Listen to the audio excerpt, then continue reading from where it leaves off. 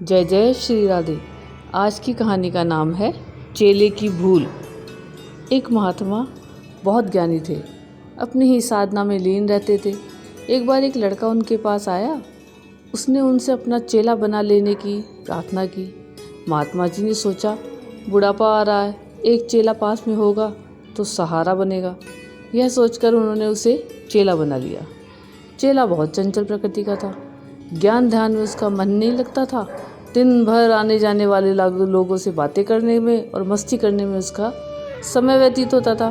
गुरु ने कई बार उसे समझाने की चेष्टा की, पर सफलता नहीं मिली। एक दिन चेला महात्मा जी से बोला, गुरुदेव, मुझे कोई चमत्कार सिखा दे।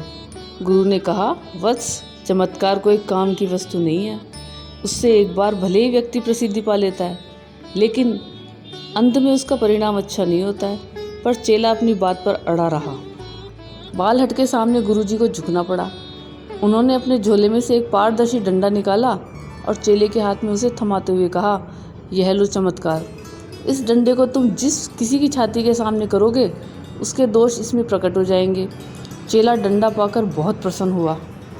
गुरु ने चेले के हाथ में डंडा क्या थमाया, मानो बंदर के हाथ में तलवार थमा दी।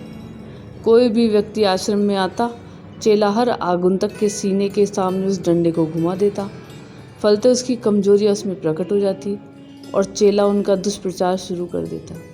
गुरुजी सारी बात समझ गए। एक दिन उन्होंने चेले से कहा, एक बार डंडा अपनी ओर भी घुमाकर देख लो।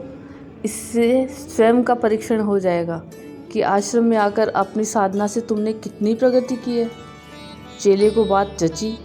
उसने फौरन डंडा अपनी ओर किया, लेकिन देखा कि उसके भीतर तो दोषों का अंबार लगा है। श्रम से उसका चेहरा लटक गया। वह तत्काल गुरु के चरणों में गिर पड़ा और अपनी भूल की क्षमा मांगते हुए बोला, आज से मैं दूसरों के दोष देखने की भूल नहीं करूँगा। कहते हैं कि हमें अपने दोष देखने चाहिए, दूसरों के नहीं। आपको ये कहानी कैसी लगी, कमेंट्स करके ज़रूर बताएं।